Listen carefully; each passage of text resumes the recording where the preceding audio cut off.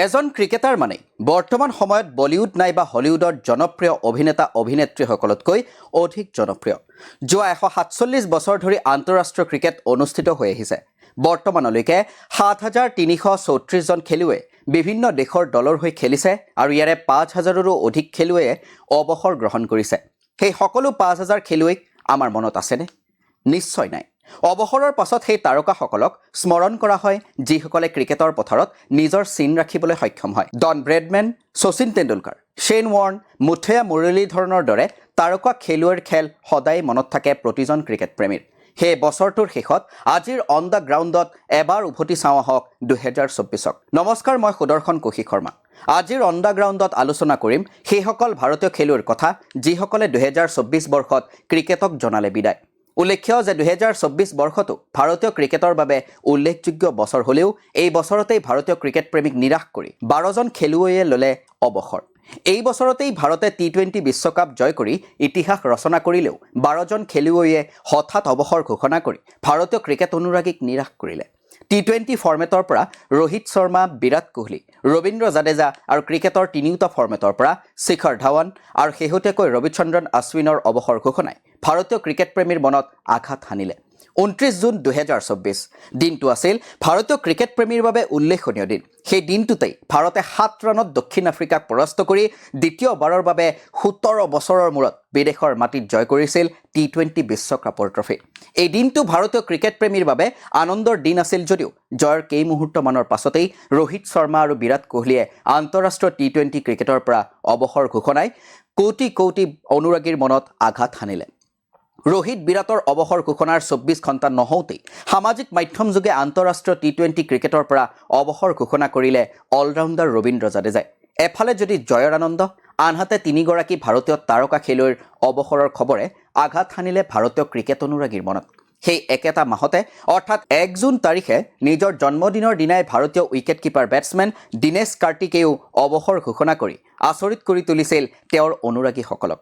দীনেশ কাৰ্তিকে ক্ৰিকেটৰ সকলো ফৰ্মেটৰ পৰা অৱসৰ ঘোষণাৰ লগতে IPLৰ পৰাও অৱসৰ ঘোষণা কৰে।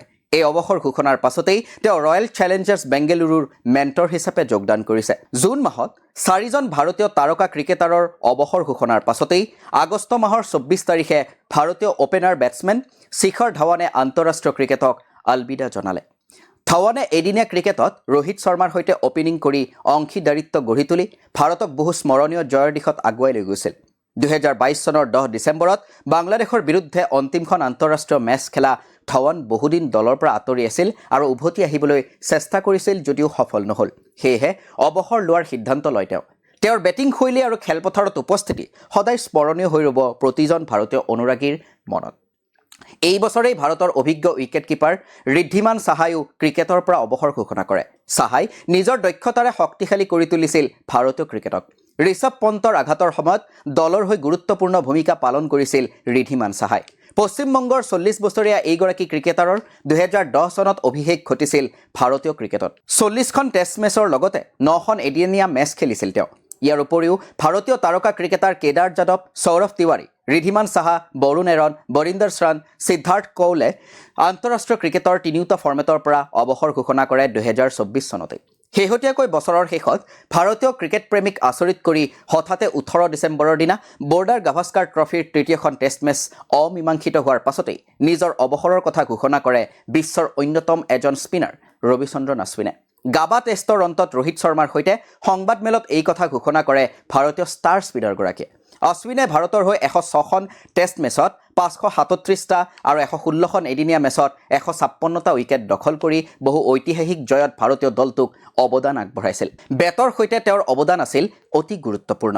টেষ্ট মেচত 3,503 ৰানৰ বিপৰীতে এদিনীয়া মেচত সংগ্ৰহ কৰিছিল 707 ৰান। ভাৰতৰ শ্ৰেষ্ঠ অলৰাউণ্ডাৰৰ ভিতৰত অশ্বিনৰ নাম লিপিবদ্ধ হৈ ৰ'ব। 2024 চনত যিদৰে 12জন ভাৰতীয় ক্ৰিকেটাৰে অৱসৰ ঘোষণা কৰে, তেনেদৰে 2025 চনতো অৱসৰ ল'ব বহু ভাৰতীয় তাৰকা ক্ৰিকেটাৰে।